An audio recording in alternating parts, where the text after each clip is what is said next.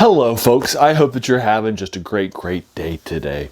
Today we're going to take another look at Robert W. Chambers and one of his stories that appeared in the collection The King in Yellow in 1895. This story is called The Street of Four Winds, and it's set in France, and it's a real pleasure for me to bring it to you today. Now, I was introduced to Robert Chambers. I heard about how good he was when I was starting to get into Lovecraft, and I bought this collection right here, which promised me that it would have the stories that were in The King in Yellow and some additional horror stories that Robert Chambers had written that were edited and selected by the editor that are considered to be really good as well.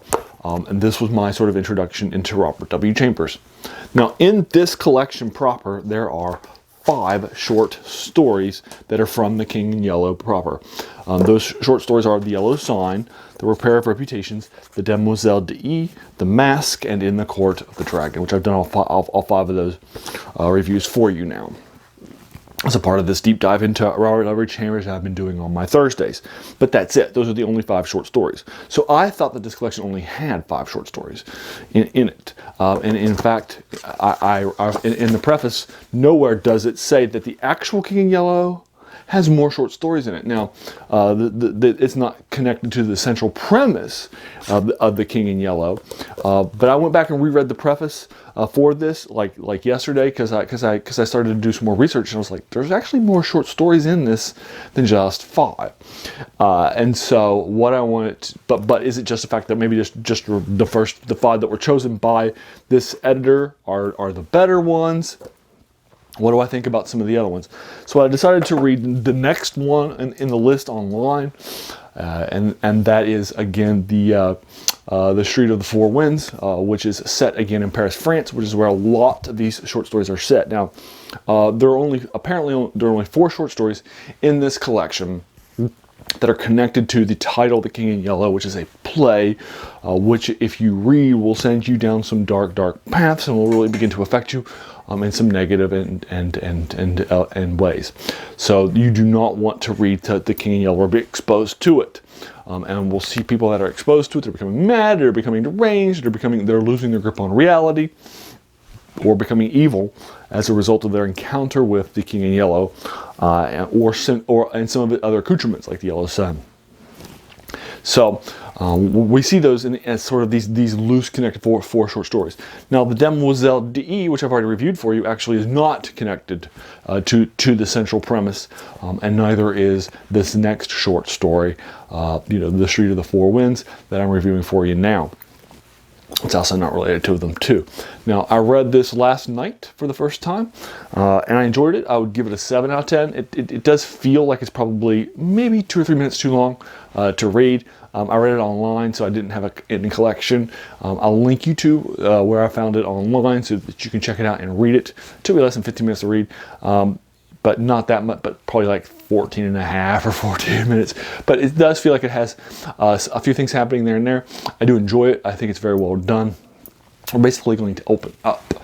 And our main character is an artist who is working on this street, which is apparently a given street that looks out on a square that a lot of artisans live on, and he's an artisan himself. He's an artist, and there will be this cat that will come in and disturb him, and it's this ugly cat.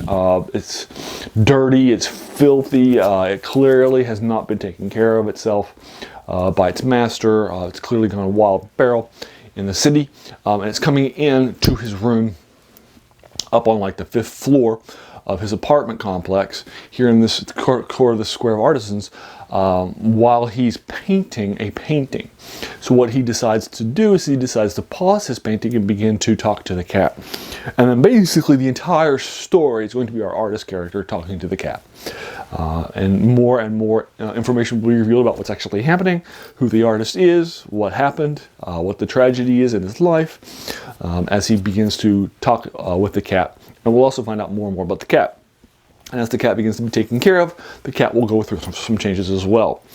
So the key characters then are our main character, the artist, to whom tragedy has been struck, and our cat to whom hopefully tragedy will be averted because he'll be saved from his sort of dark spiral as a cat. So that's basically the entire story. The entire story is just talking to a cat, an artist talking to a cat. And I like that framing device for a horror story because it's not a normal horror story device. It's not a journal that you found in a dark, dank corridor. It's not the person who's telling you of their fated encounter with the dark thing. It's not newspaper articles. It's not a journal. It's not a letter. It's not these sort of things that are very, very common for the horror trope. Nor is it somebody telling their story to like an insane asylum person or a doctor or a psychologist or something like that, right? It's none of that.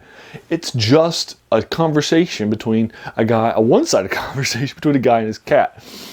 And I really like that. I think that Robert Chambers hit on something with that really, I think, struck with me and resonated with me. And I'm going to read the next story in The King in Yellow that I haven't read yet. That's in this collection. And I'll review it for you too. Because I have enjoyed this so far. Again, I give it a 7 out of 10. I don't think it's as well written as some of the other ones. I think the editor probably chose not to include this in the collection for a reason. But I enjoyed it. I think it was well done. And I think it has a refreshing sort of take on the horror genre with its idea of an artist having a one-sided conversation with a cat. So there you are. I'm not going to take too much time. It'll take you less than 15 minutes. If I spent too much of your time talking about a short story that would take you 15 minutes to read, that would be really disrespectful to you as a reader. So I'm not going to take too much of your time. But have you read this short story by our good writer Robert W. Chambers? What did you think of it? Did you agree or disagree with any of the things that I talked about here in the review thereof? I would be more than happy to engage you with them in the comments below. If you like this video, please feel encouraged to hit the subscribe button because there'll be a lot more of these reviews to follow. And finally, hey, I just want to thank you for taking a moment out of your day and watching my video. We all have so many things that are happening in our lives, right? So the fact that you spent this time with me, it's incredibly humbling, and I really do appreciate it. So thanks again, and have a great day.